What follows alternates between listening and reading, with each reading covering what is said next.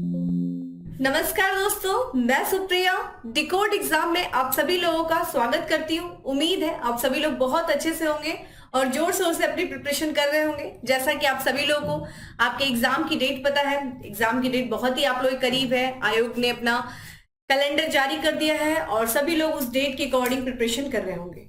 इसी के साथ मैं आज आप लोग के सामने लेके आई हूँ एक नई सीरीज, जिसमें हम बात करेंगे प्रीवियस ईयर्स के क्वेश्चंस को। दोस्तों, मैं आप लोग के सामने एंशिएंट हिस्ट्री से संबंधित प्रीवियस ईयर्स के क्वेश्चंस को लेके आई हूं और इस पूरे क्वेश्चन आंसर जो ये सीरीज है, जिसमें हम डिस्कस करेंगे जो अभी तक के आयोग के द्वारा या जो अलग अलग एग्जाम्स में प्राचीन भारत से रिलेटेड क्वेश्चंस पूछे गए हैं, इन क्वेश्चन के ही माध्यम से इस पूरे चैप्टर को, इस पूरे तरीके से जो एंशिएंट हिस्ट्री है उसको मैं आप लोग को रिवीजन कराने की पूरी कोशिश करूंगी। ये नहीं सोचिएगा कि इसमें सिर्फ हम क्वेश्चंस बात करेंगे। दोस्तों, इन क्वेश्चन आंसर के ही माध्यम से मैं आपको पूरे के पूरे चैप्टर को भी रिवीजन कराऊंगी। वो इंपॉर्टेंट फैक्ट्स, वो इंपॉर्टेंट पॉइंट्स बताऊंगी जहां से पूरी पॉसिबिलिटी होगी आपके क्वेश्चंस को पूछे जाने की। और जो अभी तक पूछे गए हैं, जैसा कि आपको पता है, देखिए प्रीवियस ईयर से क्वेश्चंस लगाना हमारे लिए बहुत इंपॉर्टेंट होता है। इसके दो रीजन होते हैं। पहला रीजन तो बहुत ही ज्यादा चांसेस होते हैं क्वेश्चंस को रिपीट होने की। दूसरा रीजन, जब हम प्रिपरेशन करते हैं तो इन प्रीवियस ईयर के क्वेश्चंस के ही वजह से हमें ये पता चलता है कि हमें कैसे प्रिपरेशन करनी है। यानी कि ये प्रीवियस ईयर के क्वेश्चन ही हमें बताते हैं कि एक्चुअली हमें सिलेबस को किस तरीके से पढ़ना है। तो बहुत ही इंपॉर्टेंट है आपके प्रिपरेशन के लिए प्रीवियस ईयर का क्वेश्चन। एक्चुअल में यही आपका आधार बनाता है और एक आधार जब मजबूत होता है तो उस पे जो बिल्डिंग बनती है वो मजबूत होती है। तो कोई भी अर्थक्वेक, कोई भी भूकंप उस बिल्डिंग की नींव को नहीं हिला पाता है। इसलिए ध्यान रखिएगा, प्रीवियस ईयर का क्वेश्चन आपके लिए इंपॉर्टेंट है। और इसी के साथ साथ मैं स्टार्ट करूंगी आज की क्लास में स्टोन एज, पाषाण काल, क्योंकि ध्यान रखिएगा मनुष्यों का जो शुरुआत होती है सबसे पहले, अगर हम इतिहास में जाएं तो इन्हीं स्टोन के ही माध्यम से हमें जो है आरंभिक जीवन के बारे में पता चलता है मनुष्यों के। तो चलिए स्टार्ट करते हैं अपनी क्लास को। उसके पहले कहना चाहूंगी कि देखिए, जो आपसे मैं क्वेश्चंस डिस्कस करूंगी उसमें आपके पीडीएफ में एक्सप्लेनेशन नहीं है, तो मैं जो बताती चलूंगी पॉइंट्स, उसको आपको नोट डाउन करना, ये आपकी रिस्पॉन्सिबिलिटी है। तो अपने साथ एक नोटबुक और एक पेन लेकर के बैठिए। जो कुछ भी पॉइंट मैं एक्सप्लेन कर रही हूं उन सारे पॉइंट्स को लिखते चलिए, क्योंकि ध्यान रखिएगा हिस्ट्री हर एग्जाम के लिए इंपॉर्टेंट है और आपके कोई भी पॉइंट नहीं छूटने चाहिए। साथ ही साथ लिखते हुए चलिए, ठीक है, और रिवीजन भी करिए। और चलिए, चैनल को जल्दी से सब्सक्राइब कर लीजिए और बेल आइकन को प्रेस कर लीजिए, जिससे आपको चैनल से रिलेटेड हर क्लास की वीडियो का प्रॉपर नोटिफिकेशन मिलेगा और आपकी कोई क्लास मिस नहीं होगी। चलिए देर नहीं करते हैं और अपनी क्लास स्टार्ट करते हैं। और आज की क्लास में दोस्तों हमारा सबसे पहला एंशिएंट हिस्ट्री से रिलेटेड क्वेश्चन है कि ध्यान रखिएगा, एक तरफ आपके सामने ऑप्शंस है और साथ ही साथ आप ये देखते हुए चलेगा कि डाउन में आप देख रहे होंगे कि ये क्वेश्चन किस ईयर में पूछा गया था। ठीक है, तो आज का जो हमारा सबसे पहला प्रश्न है वो देखिए यूपी लोअर में पूछा गया था प्री में 2015 में। और हमारा सबसे पहला प्रश्न है कि रॉबर्ट ब्रूसफुट थे, कौन थे, ये एक क्या थे। देखिए यहाँ पे इनका पूछा गया है कि ये किस प्रोफेशन से संबंधित थे। ये भूगर्भ वैज्ञानिक थे, पूरा तत्विद थे, या फिर पूरा वनस्पति शास्त्री थे, या फिर इतिहासकार थे। ठीक है, तो देखिए यहाँ पे अगर हम ऑप्शंस पे जाएं दोस्तों तो हमें दो ऑप्शन यहाँ पे करेक्ट दिख रहा है। एक तो ये भूगर्भ वैज्ञानिक भी थे और साथ ही साथ ये पूरा तत्विद भी थे। ठीक है, ध्यान रखिएगा। देखिए इनको, अगर हम रॉबर्ट ब्रूसफुट के बारे में बात करें दोस्तों तो इनको क्या कहा जाता है, इन्हें कहा जाता है भारतीय प्रागैतिहासिक पुरातत्व का जनक। ध्यान रखिएगा, father of the archaeology, father of the pre historic archaeological. ठीक है, ये आप ध्यान रखिएगा, इस पॉइंट को लिख लीजिए। क्यों कहा जाता है दोस्तों, इन्होंने ही सबसे पहले 1863 में, ध्यान रखिएगा 1863 में मद्रास के पास एक स्थान है जिसका नाम है पलवरम। ठीक है, पलवरम, ये मद्रास में यह स्थान है। ठीक है, पलवरम से ही इन्होंने पूरा पाषाण काल का एक उपकरण प्राप्त किया था सबसे पहले। और ये उपकरण क्या था दोस्तों, हैंड एक्स था। ठीक है, ये हैंड एक्स था, यानी कि हस्त कुठार था। कहां से प्राप्त किया था, पलवरम नामक स्थान से पूरा पाषाण काल जो है उपकरण प्राप्त किया था। पलवरम कहाँ पे, मद्रास में है, ठीक है। और इन्हें क्या कहा जाता है दोस्तों, क्या कहा जाता है बताइए, भारतीय प्रागैतिहासिक पुरातत्व का पिता कहा जाता है, ठीक है। तो ये पॉइंट ध्यान रखिएगा। और ये क्या थे, पुरातत्वविद भी थे और भूगर्भ वैज्ञानिक भी थे, ठीक है। चलिए अगला प्रश्न है हमारा कि कोपेनहेगन, ठीक है, कोपेनहेगन किसका कैपिटल है, कमेंट बॉक्स में आंसर करेंगे आप मुझे, ठीक है। कोपेनहेगन संग्रहालय की सामग्री से पाषाण, कांस्य और लौह युग का त्रियुगीन विभाजन किया है, ठीक है। किसने किया है दोस्तों, ये आप मुझे बताते चलिए कि देखा जाए ये जो वहां पे जो सामग्रियां रखी है उन सामग्री के अध्ययन के आधार पे इन्होंने 3 युग का विभाजन किया है, एक पाषाण युग का, एक कांस्य युग का, एक लौह युग का, ठीक है। देखिए तांबे और किसको मिलाकर के, टीन मिलाकर के कांसा बनाया जाता था। हमारे यहाँ का कांस्य युगीन सभ्यता हड़प्पा सभ्यता है, ठीक है। फिर पाषाण, यहाँ पे देखिए पाषाण काल है यानी कि स्टोन एज। फिर लौह युग आता है, लौह युग हमें पता है कि उत्तर वैदिक काल यानी कि 1000 से लेकर के 600 ईस्वी पूर्व का जो काल है वो क्या है, उत्तर वैदिक काल है। और 1000 के ही समय में भारत में जो है लोहे की खोज की गई थी उत्तर प्रदेश के, ठीक है, एटा जिले के अतरंजी खेड़ा से। और यही से जो है लौह युग का प्रारंभ माना जाता है। और इस जो है त्रियुगीन विभाजन किया गया है दोस्तों किसके द्वारा, थॉमसन के द्वारा, ठीक है, थॉमसन के द्वारा किया गया है। ये कोपेनहेगन संग्रहालय में जो सामग्री रखी है उसका, ठीक है। अगले प्रश्न की तरफ बढ़ते हैं और हमारा नेक्स्ट क्वेश्चन है कि उत्खनित प्रमाणों के अनुसार पशुपालन का प्रारंभ हुआ था। देखिए पशुपालन कब प्रारंभ किया गया था, ऑप्शंस आप देख रहे हैं, जिन लोगों को आंसर पता है वो कमेंट बॉक्स में आंसर करते हुए चलिए, वीडियो को पॉज करिए, आंसर करिए। इससे देखिए आपका रिवीजन होगा क्योंकि मैं सारे ऑप्शंस रीड नहीं करूंगी। और साथ ही साथ देखते रहिए कि ये क्वेश्चन कब पूछा गया था। ये यूपी पीसीएस मेंस में पूछा गया था, 2006 में ये क्वेश्चन पूछा गया था दोस्तों कि उत्खनित प्रमाणों के अनुसार पशुपालन जो प्रारंभ हुआ था दोस्तों वो मध्य पाषाण काल में हुआ था। ध्यान रखिएगा, मध्य पाषाण काल। देखिए जो पाषाण काल है, हम स्टोन एज की बात करें दोस्तों, जो पाषाण काल है उसको देखिए 3 भागों में बांटा गया था। ये 3 भाग में बांटने का आधार क्या था दोस्तों, उपकरण, ठीक है, उपकरण। और ये उपकरण जो थे किसके थे, जो स्टोन यानी कि पत्थर के बने हुए उपकरण थे। देखिए जैसे जैसे जलवायु परिवर्तन हो रहा है, जलवायु परिवर्तन के कारण क्या हो रहा है दोस्तों, ये जो हमारे जो वृक्ष हैं, पेड़ पौधे हैं, उनके आकार में परिवर्तन हो रहा है। और जब उनके आकार में परिवर्तन होगा तो उन पे निर्भर रहने वाले जीव जंतुओं के भी आकार में परिवर्तन होगा। और जिस तरह के जीव जंतु का आकार होगा उनका शिकार करने के लिए मानव जो है उसी तरीके का उपकरण बनाएगा।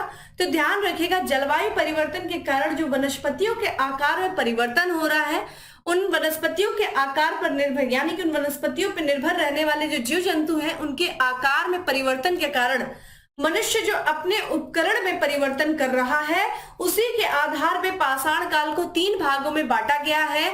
और ये 3 भाग कौन कौन से दोस्तों यहाँ पे देखा जाए तो पूरा पाषाण काल, जब पूरी तरीके से जो है पुराना पत्थर, पूरी तरीके से जो स्टोन एज है पूरा यानी कि पुराना, ठीक है। फिर मध्य पाषाण काल, जब सूक्ष्म जो है एक तरीके से मध्य पाषाण काल। और फिर नव पाषाण काल, जब नया पाषाण, नए पत्थरों का इस्तेमाल हो रहा है। तो एक तरीके से ये 3 हमें आधार देखने को मिलते हैं, 3 जो है प्रकार देखने को मिलते हैं पाषाण काल के।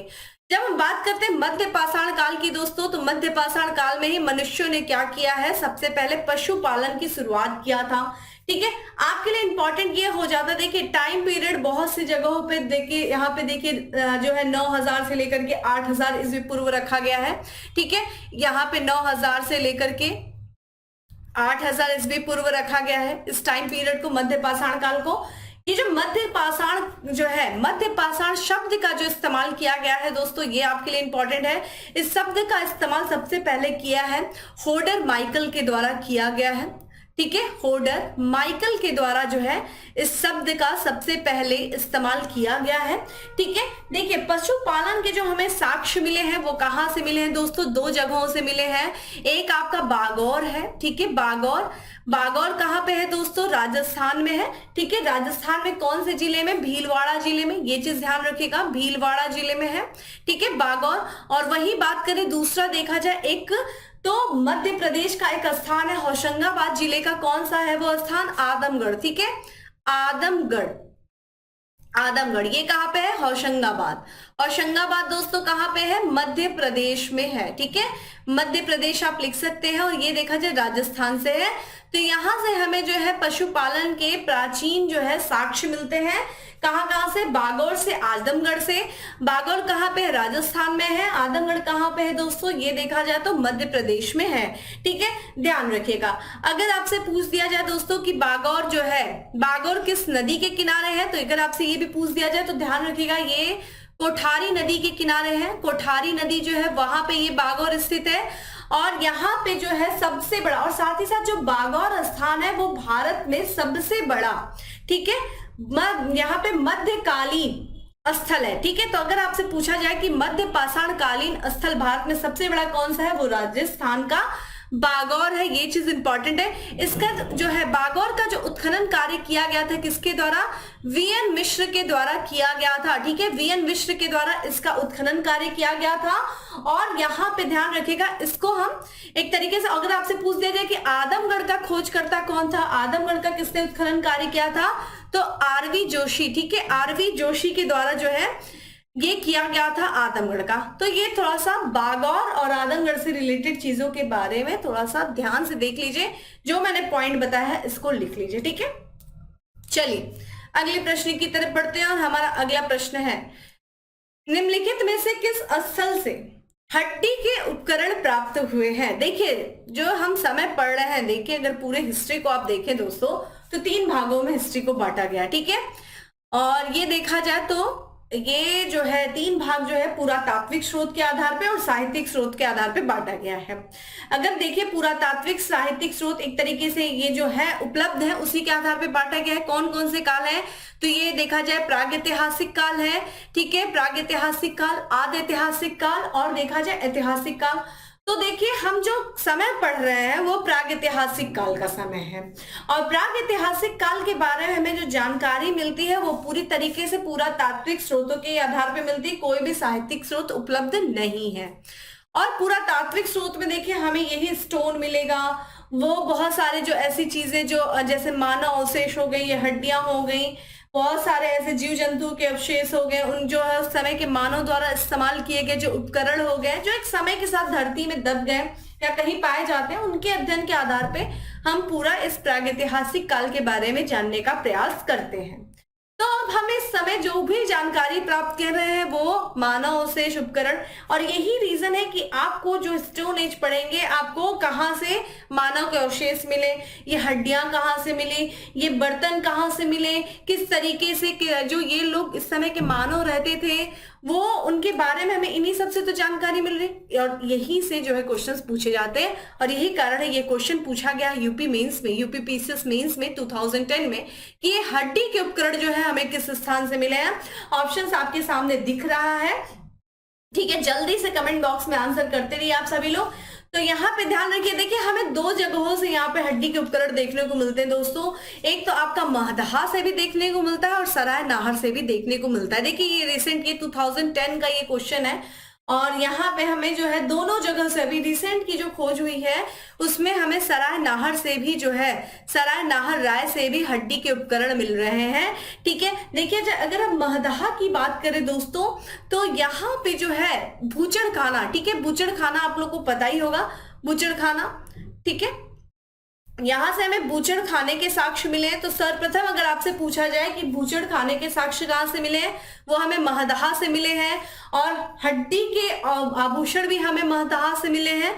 स्त्री और पुरुष को एक साथ दफनाए जाने की, यानी कि युगल समाधि के जो साक्ष्य मिले हैं वो भी हमें कहां से मिले हैं, युगल समाधि के साक्ष्य वो मिले हैं हमें महदहा से। ठीक है, महदहा है कहाँ पे दोस्तों, तो ये उत्तर प्रदेश में है। उत्तर प्रदेश का जो प्रतापगढ़ जिला है वहां पे ही ये महदहा है। ठीक है, आइए थोड़ा सा बात कर लेते हैं सराय नाहर राय के बारे में भी। ठीक है, सराय नाहर राय के बारे में सबसे पहले आपसे पूछा जा सकता है कि ये स्थान जो है कहाँ पे है, तो ये भी ध्यान रखिएगा, ये उत्तर प्रदेश के प्रतापगढ़ जिले में ही ये दोनों स्थान है। ठीक है, प्रतापगढ़ जिले में ही ये दोनों स्थान है, महदहा और जो है सराय नाहर। अगर हम बात करते हैं सराय नाहर की खोजकर्ता कौन है, किसने खोजा इसको दोस्तों, तो केसी ओझा ने जो है इसको खोजा था।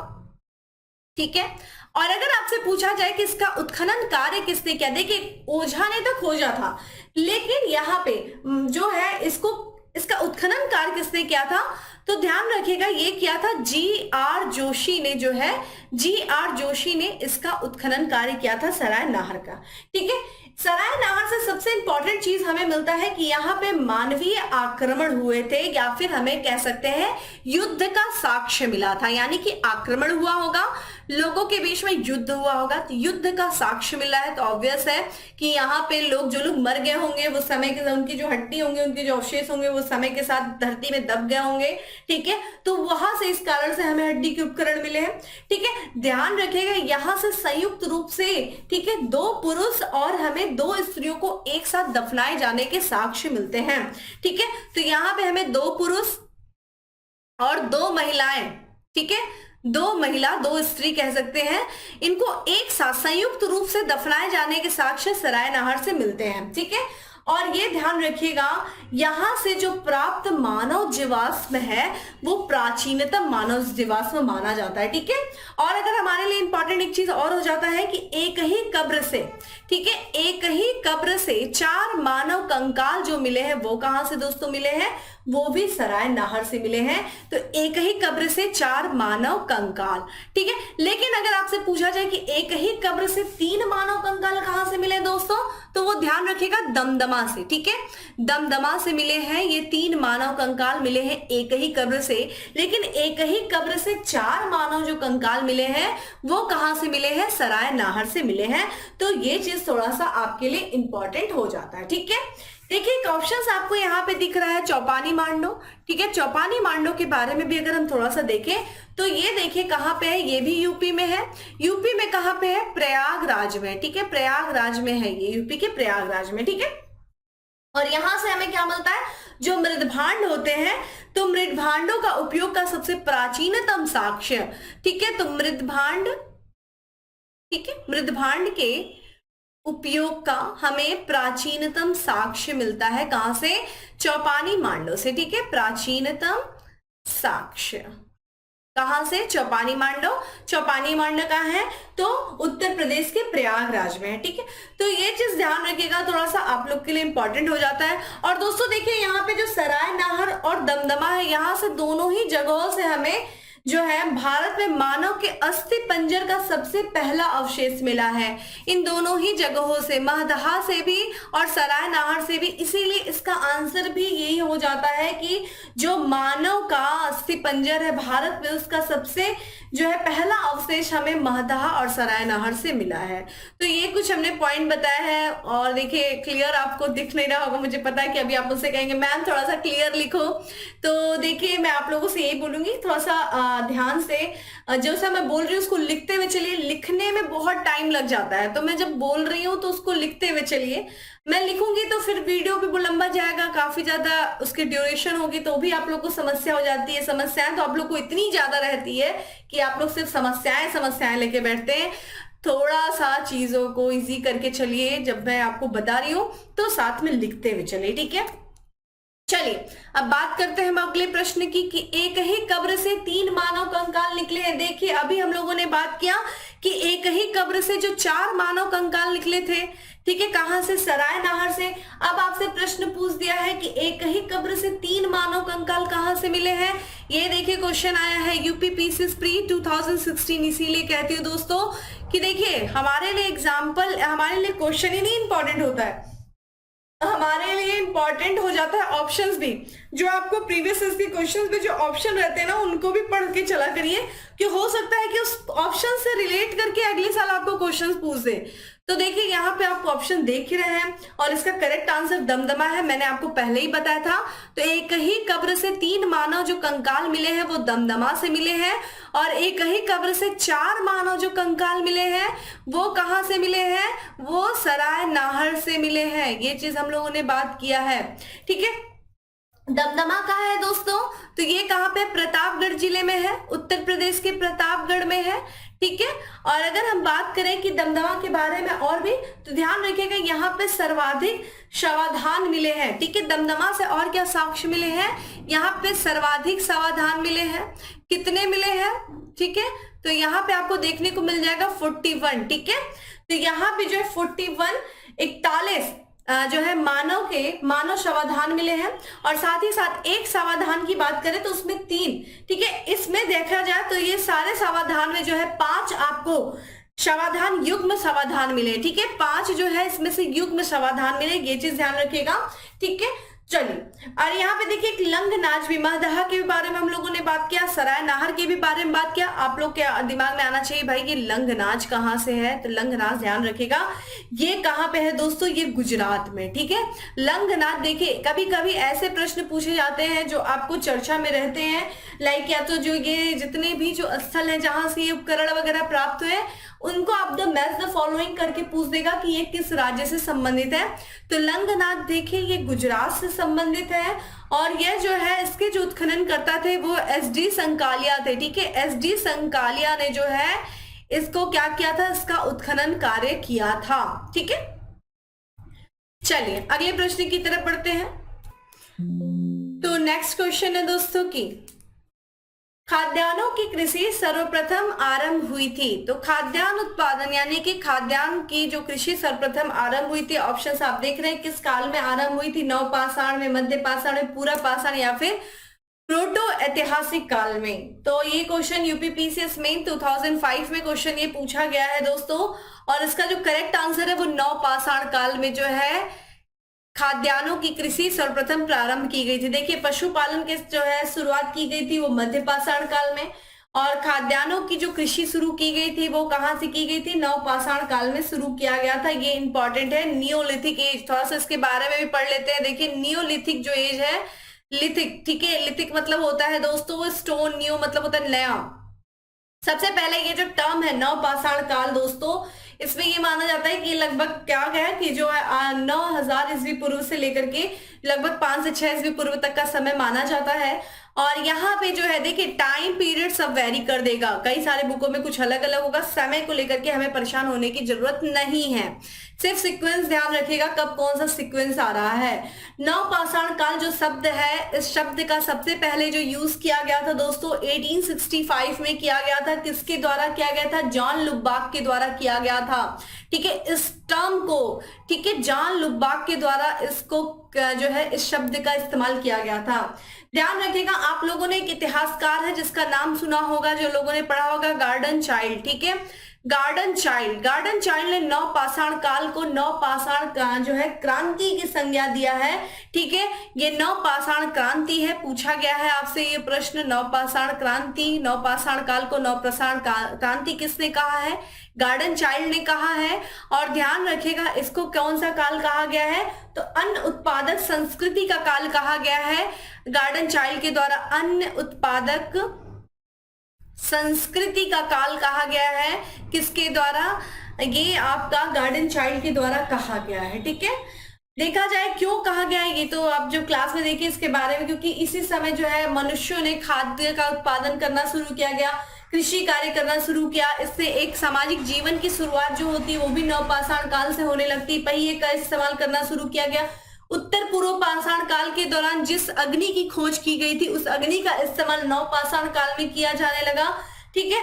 बहुत सारे बड़े जो है बड़ी संख्या में मृत भांडों का इस्तेमाल किया जाने लगा, मृत भांडों का निर्माण किया जाने लगा, ठीक है। जिस कारण से जो है गार्डन चाइल्ड ने इस पूरे काल को क्रांति का काल किया है, एक रिवोल्यूशन का पीरियड कहा है कि अचानक से मनुष्यों ने जो कि कृषि, जो एक शिकारी जीवन जीता था, जो एक अस्थायी जीवन जीता था, वो नवपाषाण काल में आते आते कृषि करने लगा, अस्थायी जीवन जीने लगा, एक सामाजिक जीवन का उसने आधार रखा, जिस कारण से गार्डन चाइल्ड ने ये सारे जो है इस काल को क्रांति कहा है, ठीक है। और यहाँ पे देखिए जो कृषि का अगर आपसे पूछ दिया जाए प्राचीनतम साक्ष्य कहाँ मिला है, तो पाकिस्तान के बलूचिस्तान में एक स्थान है मेहरगढ़। तो मेहरगढ़ से जो है कृषि के प्राचीनतम साक्ष्य मिले हैं, यहाँ से आपको देखने को मिलेगा। मेहरगढ़ दोस्तों बलूचिस्तान का अन्न भंडार कहा जाता है, इसके बारे में हम थोड़ा सा आगे चल करके बात करेंगे मेहरगढ़ के बारे में, ठीक है। चलिए देखिए यहाँ से हमें अगला प्रश्न देखने को मिल रहा है कि भारत में मानव का सर्वप्रथम साक्ष्य कहाँ मिलता है। देखिए यहाँ पे विश्व नहीं पूछा है, आपसे पूछा है मानव का जो है सर्वप्रथम साक्ष्य भारत में कहाँ मिला है, और ये उत्तराखंड पीसीएस का क्वेश्चन है, प्री में पूछा गया है 2006 में। ऑप्शंस आप देख रहे हैं क्या है, तो वीडियो को पॉज करके कमेंट बॉक्स में आंसर देते हुए चलिए। नीलगिरी पहाड़ियां, शिवालिक पहाड़ियां, नलमल पहाड़ियां या फिर नर्मदा घाटी। ध्यान रखिएगा नर्मदा घाटी से ही सर्वप्रथम जो है साक्ष्य मिला है मानव का भारत में। ठीक है, भारत में मिला है नर्मदा घाटी से। और नर्मदा घाटी में दोस्तों स्थान है, ध्यान रखिएगा, हथनौरा। ठीक है, हथनौरा, हथनौरा मध्य प्रदेश में है यह स्थान। ठीक है, और यहीं से जो है ध्यान रखिएगा जो मानव का सर्वप्रथम जो साक्ष्य खोजा गया था 1982 में खोजा गया था अरुण सोलकिया के द्वारा। ठीक है, अरुण, ये नाम ध्यान रखिएगा बहुत इंपॉर्टेंट है, सोनकिया, अरुण सोनकिया के द्वारा 1982 में हथनौरा से। ठीक है, सबसे पहला जो मानव जीवाश्म मिला था वो होमो इरेक्टस का मिला था, होमो इरेक्टस। होमो इरेक्टस क्या है दोस्तों, ये आपके लिए इंपॉर्टेंट है। तो आद्य, ठीक है, ये आद्य होमोसेपियंस होते हैं, उन्हीं का मिला था। और प्रागैतिहासिक काल का ये मानव खोपड़ी का जीवाश्म हमें यहाँ से मिलता है। ठीक है, तो होमो इरेक्टस जो मानव था यानी कि प्रागैतिहासिक मानव की खोपड़ी का साक्ष्य हमें हथनौरा से मिला है। किसको किसने खोजा था, तो 1982 में अरुण सोनकिया ने खोजा था, ये आप लोग लिख लीजिएगा।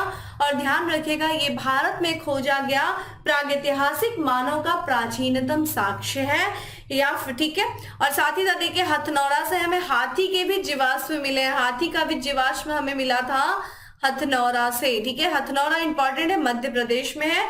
ठीक है, तो यहां से जो है हमें सर्वप्रथम मानव के साक्ष्य मिले, ये नर्मदा घाटी में स्थित है। तो ये थोड़ा सा पॉइंट आप लिख लीजिएगा। ठीक है, नेक्स्ट क्वेश्चन है दोस्तों, मानव द्वारा सर्वप्रथम प्रयुक्त अनाज क्या था। ठीक है, तो देखिए ये जो मानव ने सर्वप्रथम जो कृषि कार्य शुरू किया, सबसे पहला उसने कौन सा अनाज जो है इस्तेमाल किया, प्रयुक्त अनाज कौन सा था मानव द्वारा। तो यहाँ देखिए ये क्वेश्चन पूछा गया है यूपीपीसीएस प्री 1997 में पूछा गया है ये क्वेश्चन। और जो सबसे पहला जो प्रयुक्त अनाज था मानव के द्वारा दोस्तों वो था जौ। ठीक है, जौ जो था ये सबसे पहले, ठीक है, और सबसे पहले ये प्रयुक्त अनाज था दोस्तों। तो अगर हम वैश्विक दृष्टि से देखें तो ये जो है जो सर्वप्रथम जौ जो है उसका इस्तेमाल 8000 ईस्वी पूर्व में, ठीक है, लगभग वैश्विक दृष्टि से देखा जाए तो 8000 ईस्वी पूर्व में जो भूमध्य सागर वाला चुरा क्षेत्र है, जो ईरान के मध्य जो स्थित जो पश्चिमी एशिया देश है, वहां पे जो है ये मानव के द्वारा सबसे पहले उगाया गया था जौ। ठीक है, अगर हम बात करते हैं उत्तर प्रदेश में जो सबसे पहला जो खेती की गई थी, जो प्राचीनतम साक्ष्य दोस्तों मिलते हैं वो लगभग मिलता है। देखिए ये अभी तक का प्राचीनतम 900 से लेकर के लगभग अभी जो नए खोज आए हैं 9000 ईस्वी पूर्व से लेकर के 8000 ईस्वी पूर्व के बीच में एक क्षेत्र है, देखिए लहुरा देव। ठीक है, लहुरा देव उत्तर प्रदेश का लहुरा देव है। और यहाँ से ये देखिए संत कबीर नगर में है, ध्यान रखिएगा संत कबीर नगर जिले में है ये। और यहाँ से जो है चावल के जो है प्राचीनतम साक्ष्य हमें देखने को मिलते हैं। तो अगर जिससे अगर ये माना जाए कि भारत में सबसे प्राचीनतम जो साक्ष्य मिले हैं कृषि के दोस्तों वो लहुरा देव में मिले हैं। और वैश्विक दृष्टि से देखा जाए तो ये लगभग जो है भूमध्य रेखा के सटे हुए क्षेत्र है, वहां पे जौ जो है उगाया गया था। लेकिन भारत में देखिए सबसे पहले चावल जो उगाया जा रहा है यहाँ पे लहुरा देव संत कबीर नगर में, तो यहाँ सबसे प्राचीन साक्ष्य हमें देखने को मिलते हैं। ठीक है, चलिए आते हैं अपने अगले प्रश्न में। देखिए क्वेश्चन भी आ गया कि भारतीय उपमहाद्वीप में कृषि के प्राचीनतम साक्ष्य का प्राप्त हुए हैं। देखिए ऑप्शंस आप देख रहे हैं यहाँ पे, और ये बहुत इंपॉर्टेंट है भारतीय उपमहाद्वीप में। भारतीय उपमहाद्वीप में देखिए पाकिस्तान, अफगानिस्तान, ये भारत, बांग्लादेश, ये सब आ जाते हैं।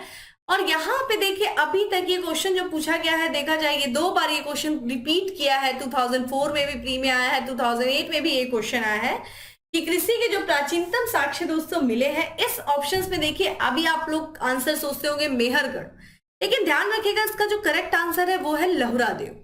जब भी ऑप्शन में लहुरा देव और मेहरगढ़ हो तो आप लहुरा देव को आंसर करेंगे, और अगर लहुरा देव नहीं है तो किसको करेंगे दोस्तों, मेहरगढ़ को करेंगे। लहुरा देव कारण क्या है, जैसा कि अभी हम लोगों ने बात किया, देखिए लहुरा देव जो कि उत्तर प्रदेश के, ठीक है, संत कबीर नगर जिले में है। और नवीनतम खोज में देखा जाए अभी तक ये माना जाता था कि जो है मेहरगढ़ से साक्ष्य मिले हैं कृषि के प्राचीनतम, लेकिन दोस्तों जो मेहरगढ़ में जो साक्ष्य मिले हैं वो 7000 ईस्वी पूर्व है ये।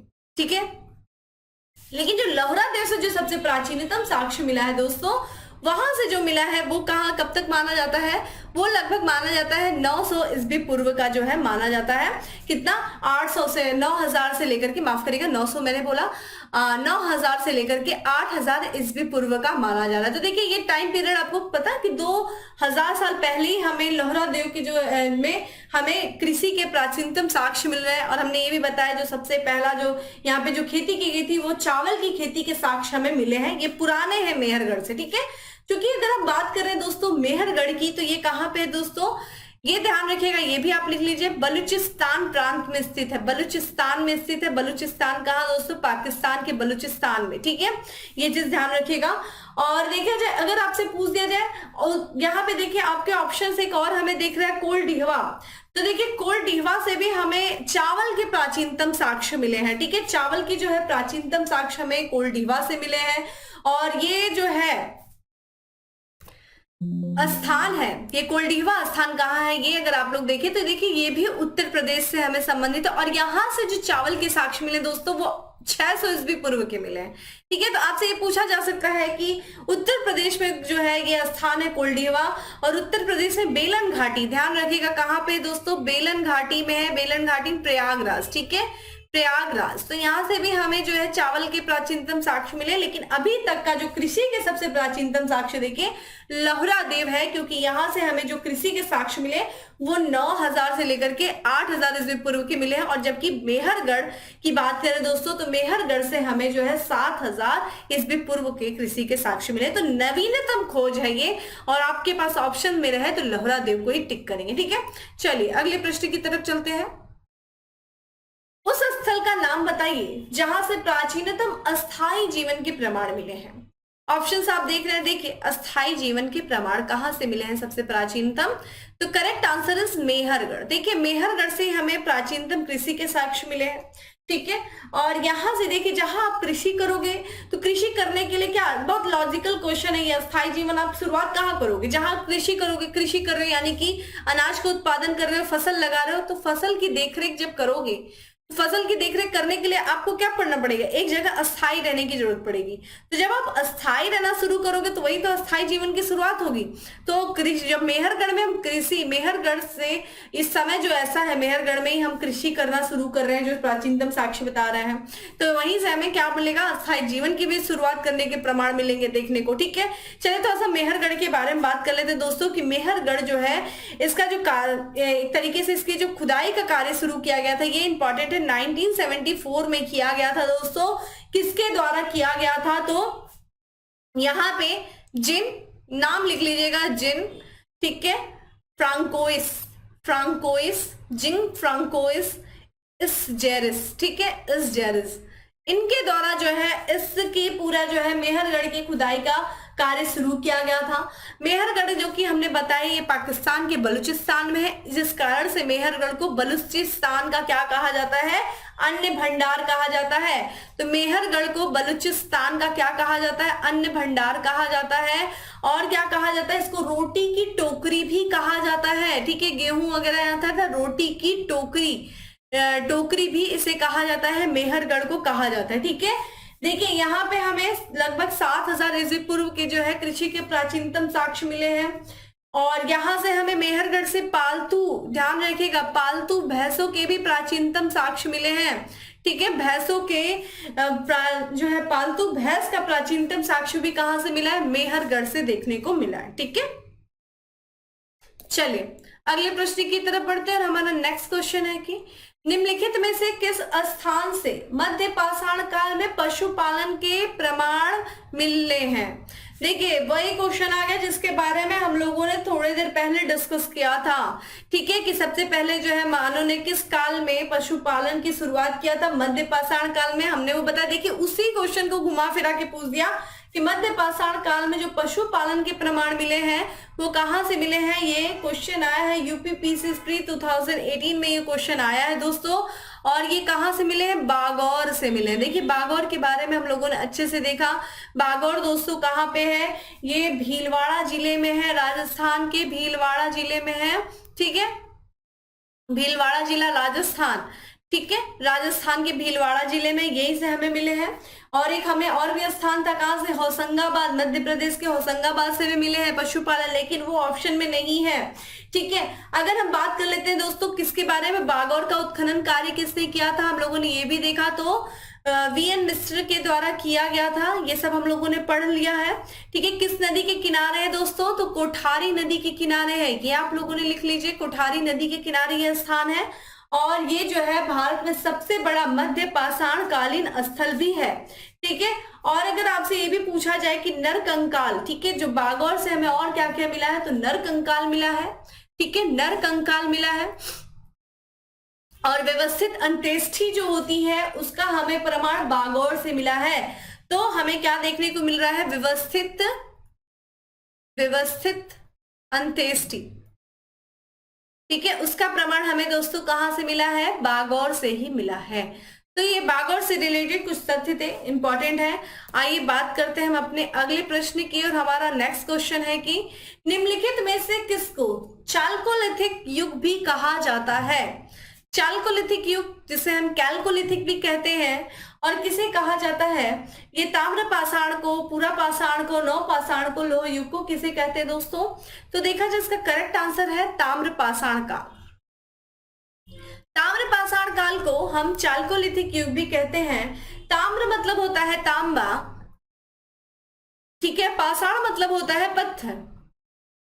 तो जिस काल में मानव ने तांबे के साथ या फिर पत्थर के साथ तांबे का इस्तेमाल करना शुरू किया था, उस काल को ताम्रपाषाण काल की संज्ञा दी जाती है। और अगर आपसे कोई पूछ दे भैया समय क्या है ताम्रपाषाण काल का, तो देखिए जब हम बात करते हैं भारत की सबसे प्राचीन सभ्यता के बारे में, तो हड़प्पा सभ्यता के बारे में। और हड़प्पा सभ्यता का अगर हम देखें तो कार्बन डेटिंग जो है C14 के आधार पर देखा जाए, जिसको धर्मपाल अग्रवाल के द्वारा, डीके अग्रवाल के द्वारा जो डेट टाइम बताया गया था वो 2350 से लेकर के 1700 बताया गया था। तो ये माना जाता है कि जो ताम्रपाषाण जो संस्कृति है वो अगर हम इस तरीके से देखें तो तकनीकी दृष्टि से देखा जाए दोस्तों, तो ये हड़प्पा से पहले की है। तकनीकी दृष्टि से किस तरह, क्योंकि देखिए मानव ने सबसे पहले किस धातु का इस्तेमाल किया, तांबे का इस्तेमाल किया। और ठीक है, तांबा पहला धातु इस्तेमाल किया गया मानव के द्वारा। अगर हम बात करते हैं हड़प्पा सभ्यता की, जिसको हम किस नाम से जानते हैं, कांस्य युगीन सभ्यता, यानी कि ये वो युग है जब मानव के द्वारा कांसे का इस्तेमाल किया गया। और कांसा दो धातुओं को मिला के बनाया जाता है, तांबा प्लस टीन। ठीक है, इस दो धातु को मिला करके कांसा बनाया जाता है। और जिस युग में मानव ने कांसे का इस्तेमाल किया उस युग को कांस्य युगीन सभ्यता कहते हैं। और ये सभ्यता देश में कौन सी है, हड़प्पा सभ्यता है। यानी कि इस युग में मानव ने तांबे से वो परिचित रहा होगा। तो अगर हम तकनीकी दृष्टि से देखें तो ताम्र जो पाषाण संस्कृति है वो हड़प्पा सभ्यता के पहले। लेकिन अगर हम इसके कालक्रम के अनुसार देखें तो जो ताम्र पाषाण संस्कृति है वो हड़प्पा के पहले की भी है, हड़प्पा के साथ की भी है, और हड़प्पा के बाद भी है। क्योंकि बहुत सारी ऐसी संस्कृतियां हमें जो है ताम्र पाषाण युग की बहुत सारी ऐसी बस्ती मिली हैं जो हड़प्पा सभ्यता के पतन के बाद भी थी। जैसे कि यहाँ पे हमें जोरवे संस्कृति देखने को मिलती है। जोरवे संस्कृति दोस्तों कौन सी है, जोरवे संस्कृति ये महाराष्ट्र में थी। और यहाँ पे बात किया जाए, ये एक ग्रामीण संस्कृति थी जिसका टाइम पीरियड 1400 से लेकर के जो है 700 ईस्वी पूर्व माना जाता है। तो इसलिए अगर हम आपसे ताम्र पाषाण युग की बात किया जाए तो ये ताम्र पाषाण संस्कृति तकनीक की दृष्टि से हड़प्पा के पहले की है। लेकिन अगर कालक्रम से देखा जाए तो ये हड़प्पा के बाद भी ये संस्कृति हमें देखने को मिलती है। क्योंकि हड़प्पा सभ्यता तो दोस्तों माना जाता है 1700 तक लगभग वो धीरे धीरे उसका पतन हो गया था। ठीक है, तो ये थोड़ा सा आप टेक्निकल चीजें हैं जिसको थोड़ा सा ध्यान में रखते हुए चलिएगा। ठीक है, चलिए अगली बात करते हैं। और अगला प्रश्न है हमारा कि अच्छा प्रश्न है कि आहार सभ्यता। देखिए जब हम आहार सभ्यता बात करते हैं तो ये ताम्र पाषाण संस्कृति से संबंधित स्थल है, ताम्र पाषाण संस्कृति का है ये। और आहार सभ्यता के बारे में निम्न कथनों पर विचार करिए। अब आहार सभ्यता दोस्तों, आहार के बारे में देखिए क्या है आहार सभ्यता से संबंधित। आहारवासी तांबा गलाना जानते थे। देखा जाए यहाँ पे जो क्वेश्चन है आप देख सकते हैं, ये लोग चावल से परिचित नहीं थे। धातु का काम आहड़ वासियों की अर्थव्यवस्था का साधन, एक साधन था। यहाँ से काले लाल रंग के मृदभांड मिले हैं जिन पर सामान्यतः सफेद रंग की ज्यामिति आकृतियां उकेरी गई हैं। और यहाँ पे आप देख सकते हैं ऑप्शंस क्या दिया है, सही विकल्प का चयन करना। ध्यान रखिए ये ऑप्शन आपके लिए बड़ा इंपॉर्टेंट हो जाता है, इसको तो ध्यान से पढ़ लिया करिए कि सही पूछ रहा है या फिर गलत। ठीक है, अगर हम बात करते हैं सही विकल्प के बारे में तो सबसे पहले बात करिए आहार सभ्यता। कहाँ थी भाई ये आहार सभ्यता? दोस्तों आहार सभ्यता जो थी ये देखने को मिली थी, सबसे इंपॉर्टेंट चीज राजस्थान में। ठीक है, ये राजस्थान में आहार सभ्यता मिली थी। राजस्थान का जो उदयपुर जिला है, ठीक है, उदयपुर जिला में जो है आहार सभ्यता का विकास हुआ था। और ध्यान रखिएगा यहाँ पे एक नदी है बेड़च नदी। ठीक है, बेड़च नदी, बेड़च नदी के किनारे, और इसी बेड़च नदी को ध्यान रखिएगा जो उदय सागर झील है वहां से लेकर के जो आपका बड़च नदी तक का जो क्षेत्र है उसी को क्या कहा जाता है? इस नदी को आहार नदी कहा जाता है, आहार नदी कहा जाता है। ठीक है, या फिर इसी को हम आघट नदी भी कहते हैं, जिस कारण से इस सभ्यता का नाम क्या पड़ा? आहार सभ्यता पड़ा, इस नदी के नाम के कारण, क्योंकि इसी नदी के आसपास इस सभ्यता का विकास हुआ था। राजस्थान के देखा जाए तो उत्तर आपका दक्षिणी वाले क्षेत्र में इसका विकास हुआ था। ठीक है, इसकी बात करें, आहार सभ्यता की बात किया जाए दोस्तों तो ये तांबा गलाना जानते थे। ठीक है, क्योंकि इस सभ्यता का जो प्राचीन नाम देखा जाए क्या है, इसको, इस आहार जो स्थान था इसको क्या कहा जाता था? ताम्रवती कहा जाता था। ताम्रवती या फिर तांबा की नगरी कहा जाता था, ताम्बवती भी कहा जाता था, या फिर तांबा की नगरी, क्योंकि यहाँ पे तांबे, बड़े पैमाने पर तांबे को गलाया जाता था। आहार को ताम्र नगरी कहा जाता था, बड़े पैमाने पर तांबे को गलाया जाता था। इस पूरे क्षेत्र का जो उत्खनन कार्य किया गया था ये ध्यान रखिएगा, तो सर्वप्रथम जो इसका उत्खनन कार्य किया गया था 1953 में किया गया था। किसके द्वारा किया गया था? तो अक्षय कृति के द्वारा किया गया था। अक्षय कुमार नहीं सोच लीजिएगा, अक्षय कृति के द्वारा जो है इस सभ्यता का उत्खनन कार्य किया गया था, अक्षय कृति। ठीक है, ठीक है, क्या नाम है? थोड़ा टेक्निकल फॉल्ट था, रुक जाएगा। हाँ ठीक है, तो यहाँ पे देखिए अक्षय कृति, ठीक है, अक्षय कीर्ति व्यास ने किया था। ठीक है, अक्षय कीर्ति व्यास, नाम लिख लीजिए, अक्षय कीर्ति व्यास, ये इंपॉर्टेंट नेम है। इन्होंने सर्वप्रथम आगे चल करके देखिए 1961-62 में, 61-62 में जो है एस डी संकालिया ने, ठीक है, किसने? एस डी संकालिया ने जो है इसका उत्खनन कार्य आगे चल करके किया। ठीक है, यहां से देखा जाए यहाँ के लोग जो है चावल से परिचित नहीं थे, तो देखिए ये गलत बात है। ठीक है, यहाँ के लोग जो थे वो चावल से परिचित थे, क्योंकि अगर हम इसके करेक्ट आंसर पे दोस्तों चले तो इसका जो करेक्ट आंसर है वो ए है। ठीक है, और ये जो है करेक्ट आंसर ए है, क्योंकि यहाँ पे देखिए ये लोग परिचित थे। यहाँ पे जो है अनाज को रखने वाले बहुत बड़े जो है मृदभांड मिले हैं, तांबे के उपकरण बहुत सारे मिले हैं। ठीक है, ये लोग देखा जाए गेहूं से, चावल से, ज्वार, बाजरा, ये सारी चीजों के साक्ष्य जो है यहाँ से हमें मूल जो है मिला है, क्योंकि जो आहार सभ्यता के लोग थे वो मूलतः कृषक समुदाय से संबंधित थे, कृषि कार्य करते थे, और ये बहुत बड़े पैमाने पे बहुत सारे अनाजों का उत्पादन करते थे। उन अनाजों को स्टोर करने के लिए मृदभांडों का इस्तेमाल करते थे, इसीलिए यहाँ से हमें जो है मृदभांड के साक्ष्य मिले हैं। अगला है धातु का काम आहार वासियों की अर्थव्यवस्था का साधन था। बिल्कुल था, क्योंकि ये देखिए तांबे को गलाने का कार्य करते थे, तो धातु का उपकरण थे क्या? और इस संस्कृति के लोग, हमने ये भी बताया, धातु के साथ साथ क्या थे? कृषक समुदाय थे, पशुपालक समुदाय भी थे। ठीक है, तो ये भी सही है। यहाँ से काले और लाल रंग के मृदभांड मिले, मैंने बताया कि यहाँ पे मृदभांड बहुत सारे मिले हैं, और ये समानता जो थे सफेद रंग के ज्यामितीय आकार के थे। देखा जाए ये काले और लाल, और इसमें जो ज्यामितीय आकृतियां जो थी सफेद जो है सफेद रंग में इनको क्या किया जाता था? उकेरी जाती थी। तो ये चीज सही है, यानी कि आंसर इसका देखिए 134 है। ठीक है, चलिए अगले प्रश्न की तरफ बढ़ते हैं, और हमारा अगला प्रश्न है कि निम्न में से किस एक पूरा स्थल से पाषाण संस्कृति से लेकर हड़प्पा सभ्यता तक के सांस्कृतिक अवशेष प्राप्त हुए हैं? एक ऐसा स्थल है जहां से हमें देखा जाए पाषाण सभ्यता से, यानी कि पाषाण के तीनों काल से, ठीक है, पूरा पाषाण काल, मध्य पाषाण काल और नव पाषाण काल, और साथ ही साथ हड़प्पा सभ्यता तक के जो है हमें इन तीनों ही काल के जो है संस्कृति के अवशेष हमें मिले हैं। ऑप्शंस आप देख रहे हैं कहां पे दोस्तों? तो करेक्ट आंसर इज बी है मेहरगढ़ से, ठीक है, मेहरगढ़ से मिला है। ठीक है, हमने ये भी देखा मेहरगढ़ से हमें कृषि के प्राचीनतम साक्ष्य मिले 700 ईस्वी पूर्व के। अस्थायी जीवन के जो है प्रारंभिक साक्ष्य हमें मेहरगढ़ से मिले। पालतू भैंस के प्राचीनतम साक्ष्य हमें मेहरगढ़ से मिले। मेहरगढ़ कहाँ पे दोस्तों? पाकिस्तान के बलूचिस्तान में है।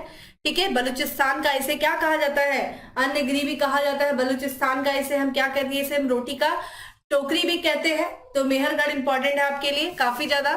ठीक है, चलिए अगले प्रश्न की तरफ बढ़ते हैं। देखिए क्वेश्चंस कैसे रिपीट हो रहे हैं। ऑप्शंस भी अगर देखें, अगर कोई ऑप्शन भी ध्यान से देख रहा है, उसको पढ़ रहा है, ऑप्शन से रिलेटेड चीजों को थोड़ा सा पढ़ते चलिए, जो कुछ भी है उससे भी आपके क्वेश्चंस आराम से हल हो जाएंगे। अगला है नवदा टोली का उत्खनन किसने किया था? देखिए ये नवदा टोली जो है ये ताम्रपाषाण कालीन बस्ती है नवदा टोली, और इस नवदा टोली का जो उत्खनन कार्य किया था, ये ऑप्शंस आप देख रहे हैं किसके द्वारा? एसडी संकालिया जी के द्वारा किया गया था। ऑप्शन सी इज करेक्ट है, एसडी संकालिया। ये question UPPCS lower special pre 2009 में ये क्वेश्चन पूछा गया है।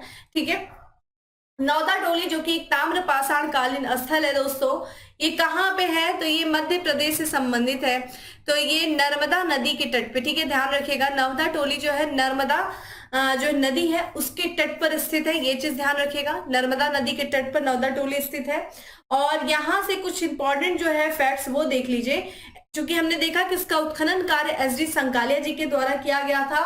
यहाँ पे जो है सभी प्रकार के लगभग जो उस समय के जो उस काल के दौरान जितने भी अन्न का उत्पादन किया जाता था, अनाज का उत्पादन किया जाता था, उन सभी प्रकार के अनाज के जो उत्पादन के साक्ष्य हमें नवदा टोली से मिले हैं। यानी कि अनाजों की कई किस्म, ठीक है, अनाजों के कई किस्म के जो प्रमाण मिले हैं वो हमें नवदा टोली से मिले हैं।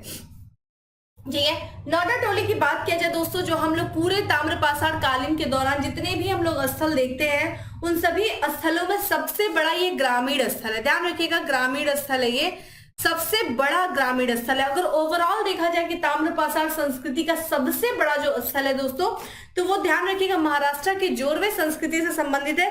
क्या नाम है? दैमाबाद है। ठीक है, देखा जाए जो ताम्रपाषाण जो संस्कृति थी दोस्तों, बेसिकली तो ये ग्रामीण संस्कृति थी, लेकिन इसके कुछ ऐसे जो क्षेत्र थे, जो स्थल थे, वो नगरीय सभ्यता की तरफ बढ़ गए थे। जैसे कि दैमाबाद हो गया, इनाम गांव हो गया। तो अगर आपसे इसीलिए इसमें ग्रामीण क्षेत्र पूछा जा रहा है और आपका शहरी क्षेत्र पूछा जा रहा है, तो जो नवदा टोली है वो ताम्रपाषाण कालीन बस्ती है।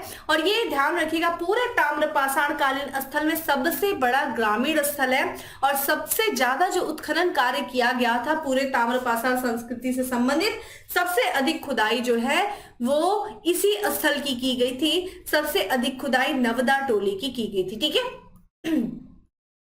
और अगर ओवरऑल देखा जाए सबसे बड़ा स्थल जो है दैमाबाद है। ये ग्रामीण और शहरी दोनों के मामलों में सबसे बड़ा दैमाबाद जोरवे संस्कृति से संबंधित है, जो कि महाराष्ट्र में, ठीक है, आधुनिक महाराष्ट्र वाला जो क्षेत्र है वहां पे इस संस्कृति का विकास हुआ था। ठीक है, तो ये पॉइंट थोड़ा सा ध्यान रखिएगा। चलिए अगले प्रश्न की तरफ बढ़ते हैं और अगला प्रश्न है हमारा कि वृहद पाषाण स्मारकों की पहचान की गई। वृहद मतलब बड़े बड़े पत्थर, ठीक है, और वो स्मारक जो थे उनकी पहचान किस रूप में की गई है? ऑप्शंस आप देख रहे हैं, सन्यासी गुफाओं के रूप में, मृतकों को दफनाने के स्थान के रूप में, मंदिर के रूप में, उपयुक्त में से कोई नहीं। देखिए महापाषाण कालीन संस्कृति भी रही है, महापाषाण, ठीक है, महापाषाण, और उसी संस्कृति को हम बृहद पाषाण काल कह रहे हैं। और वहां पे बड़े बड़े जो है बड़े बड़े पत्थरों के स्मारक मिले हैं, और स्मारकों की पहचान जो की गई है वो मृतकों को दफनाने के स्थान से किया गया। यानी कि जब मृतक जो जैसे मृत्यु होती थी तो उनको दफनाया जाता, तो उसके चारों तरफ क्या किया जाता था? मान लीजिए ये दफनाया गया है किसी को, तो उसके चारों तरफ बड़े बड़े पत्थरों के घेरे बनाए जाते थे। ठीक है, जिस कारण से इसको बृहद स्मारक कहा गया है।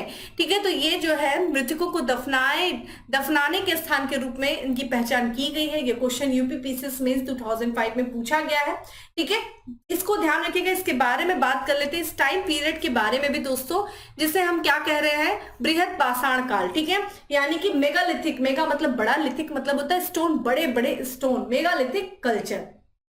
ठीक है, ये देखा जाए पहली सहस्राब्दी, ठीक है, यानी कि अगर इसका समय देखा जाए फर्स्ट मिलियन बीसी, ठीक है, फर्स्ट मिलियन बीसी में जो है इसको इस समय का हमें ध्यान देखने को मिलता है। और ये देखा जाए बेसिकली जो है प्रायद्वीपीय भारत में संस्कृति को हमें देखने को मिलता है, जैसे कि आंध्र प्रदेश, कर्नाटक वाला क्षेत्र हो गया, तमिलनाडु, केरल। ठीक है, और इस काल में क्या होता था, महापाषाण काल में जो है पत्थरों की बड़ी बड़ी जो है समाधियां बनाई जाती थी, जैसा कि हम लोगों ने बात किया, ठीक है। और यहाँ पे जो है बेसिकली देखा जाए तो इस महापाषाण सा जो है, जो ये आपको देखने को मिला, जो स्मारक थे, जो कब्र थी, बड़े बड़े पत्थरों के जो कब्र बनी हुई थी, इसका जो खोज किया गया था जो है दक्षिण भारत में, इस खोज का जो नेतृत्व किया गया था, ये आप लोग के लिए भी इंपॉर्टेंट है, वो है वीडी कृष्ण स्वामी, ठीक है, वीडी कृष्ण स्वामी। इन्होंने ही जो है, इन्हीं के नेतृत्व में जो दक्षिण भारत की महापाषाण जो समाधि है उसका खोज किया गया था। यहाँ पे वीडी कृष्ण स्वामी, ये नाम याद रखिएगा, ठीक है। चलिए अगले प्रश्न की तरफ बढ़ते हैं कि राख का टीला निम्नलिखित किस नवपाषाणिक स्थल से संबंधित है। देखा जाए सबसे इंपॉर्टेंट चीज, हमें क्वेश्चन से ही क्वेश्चन मिल गया कि ये नवपाषाण काल से संबंधित स्थल है, ठीक है, राख का टीला। और जो है राख का टीला मिला था किस नवपाषाण कालीन स्थल से, तो हमें उस ऑप्शन से ये भी पता चल जाएगा कि वो स्थल जो है वो नवपाषाण कालीन स्थल है। क्वेश्चन यूपीपीसीएस मेंस में पूछा गया है 2009 में, और ये स्थान देखिए क्या है, संगनकल्लू। संगनकल्लू दोस्तों कर्नाटक में है, जो कि नवपाषाण कालीन स्थल है, और यहाँ से हमें राख का टीला देखने को मिला है। कहाँ पे है दोस्तों, तो कर्नाटक के मैसूर में है, ठीक है, कर्नाटक के मैसूर में है, वेल्लारी जिला, ठीक है, वेल्लारी जनपद जो है वहां पे है ये, वेल्लारी जनपद वहां पे है ये, ठीक है। तो ये चीज ध्यान रखिएगा कि यहां से हमें राख का टीला मिला है संगनकल्लू से, ठीक है। चलिए अगले प्रश्न की तरफ बढ़ते हैं। अच्छा क्वेश्चन है हमारा कि भीमबेटका किसके लिए प्रसिद्ध है। भीमबेटका देखिए किसके लिए प्रसिद्ध है, ऑप्शंस आप देख रहे हैं यहाँ पे, ये एमपीपीसी स्पेशल प्री 2004 में ये क्वेश्चन पूछा गया था। और भीमबेटका दोस्तों ये गुफाओं के शैल चित्र से संबंधित है। देखिए पहले के जो मानव थे उनका पता है, हम स्टोन एज पढ़ते हैं, यानी कि पत्थरों से मानव का संबंध, उस समय के लोग पत्थरों पे ही पूरी तरीके से निर्भर थे, पत्थर के बने हुए औजारों का इस्तेमाल करते थे, पत्थरों के बने हुए बर्तन यानी कि किसी भी पत्थर में कुछ भी रख के खा लेते थे, पत्थरों के घरों में रहते थे यानी कि गुफाओं में रहते थे। और जब ये गुफाओं में रहते हैं तो इंसान खाली क्या करेगा, स्केचिंग करते थे वो दीवारों पे, गुफाओं की दीवारों पे, तो वो आज भी हमें देखने को मिलता है। और ये भीमबेटका की गुफा में ये जो शैलाश्रय थे, जो गुफा पे शैल चित्र ये क्या करते थे, तो भीमबेटका की गुफा उसी से संबंधित है। आइए बात कर लेते हैं थोड़ा सा भीमबेटका के बारे में। ये कहाँ से मिला है दोस्तों, तो ये मध्य प्रदेश में मिला है। मध्य प्रदेश का कौन सा जिला है, रायसेन जिला। ऑप्शंस कई बार आपसे ये भी पूछा गया है कि मध्य प्रदेश में जो है भीमबेटका कहाँ पे, रायसेन जिला में, ठीक है। यहाँ पे ध्यान रखिएगा हमें क्या प्रमाण मिलता है, तो प्रथम मानव गुफा चित्रकला का उदाहरण कहाँ से मिलता है, प्रथम मानव, ठीक है, मानव गुफा चित्रकला, मानव गुफा चित्रकला का उदाहरण हमें ये मिलता है भीमबेटका से, ठीक है, इसका हमें चित्रकला का उदाहरण मिलता है, ठीक है। और ये ध्यान रखिएगा भारत में जो गुफा चित्रकारी यानी कि गुफा के अंदर जो चित्रकारी का प्राचीनतम जो साक्ष्य है वो भीमबेटका ही है। इसका उत्खनन कार्य किसने किया था, ये इंपॉर्टेंट है। उत्खनन करता कौन है दोस्तों, इसका जो उत्खनन कार्य किया गया था वो वीडी वाकाड़कर जी के द्वारा किया गया था, वीडी वाकाड़कर जी के द्वारा किया गया था। कब किया गया था, ठीक है, आगे चल करके देखा जाए यहाँ पे 1957 में। कई बार आपसे फुल फॉर्म भी पूछ देगा, वीडी वाकाड़कर यानी कि विष्णु श्रीधर वाकड़जे जी के द्वारा 1957 में भीमबेटका की गुफा के बारे में खोज की गई थी। कहा जाता है ये ट्रेन से सफर कर रहे थे, उसी ट्रेन के सफर के दौरान इन्होंने इन गुफाओं के शैल चित्रों को देखा था, ठीक है। तो ये भीमबेटका की जो गुफाएं हैं वो प्रसिद्ध है गुफाओं के शैल चित्र से संबंधित, ठीक है। यहाँ पे देखिए पुनः जो है हमें भीमबेटका से संबंधित चित्र हमें क्वेश्चन पूछने को मिल गया। देखा जाए कितना मतलब प्रीवियस के क्वेश्चन कितने बता रहे हैं हमें कि किस तरीके से क्वेश्चन आपको रिपीट किए जाते हैं, ठीक है। अगला प्रश्न है कि निम्नलिखित में से किस भारतीय पुरातत्ववेत्ता ने पहली बार भीमबेटका गुफा को देखा और उसके शैल चित्रों के प्रागैतिहासिक महत्व को खोजा। तो भाई देखिए अभी हम लोगों ने बात किया है कि भीमबेटका की गुफाओं को किसने सबसे पहले देखा था, तो वीएस वाकणकर जी के द्वारा, ठीक है, जिसे हम फुल फॉर्म में क्या कहेंगे दोस्तों, विष्णु, ठीक है, विष्णु श्रीधर। अगर आपसे फुल फॉर्म पूछे तो विष्णु श्रीधर, ठीक है, विष्णु श्रीधर। कई बार कंफ्यूज हो जाएंगे तो विष्णु श्रीधर वकरणकर जी हैं। देखिए भीमबेटका की जो गुफाएं हैं दोस्तों, ये विश्व विरासत सूची में भी सम्मिलित है, ठीक है। यूनेस्को की विश्व विरासत, ये भी ध्यान रखिएगा, यूनेस्को की विश्व विरासत स्थल सूची में इनको शामिल किया गया था 2003 में, ठीक है, भीमबेटका की गुफाएं। और ध्यान रखिएगा भीमबेटका की जो गुफाएं हैं वो कितने कालों का, प्रागैतिहासिक काल का भी न, यहाँ पे हमें पूरा पाषाण काल का भी, नव पाषाण काल का भी, ठीक है, इन सभी के लगभग काल के पूरे काल को ये लगभग कवर करता है, ठीक है। और ये क्या था, ये प्रागैतिहासिक जो रॉक आश्रय था उसका ये, उसके लिए ये जाना जाता है, ठीक है, यानी कि गुफा में जो शैलचित्र है उसके लिए जाना जाता है। और ये ध्यान रखिएगा विश्व विरासत स्थल भी है, जिसको 2003 में यूनेस्को के द्वारा इस सूची में शामिल किया गया था, ठीक है।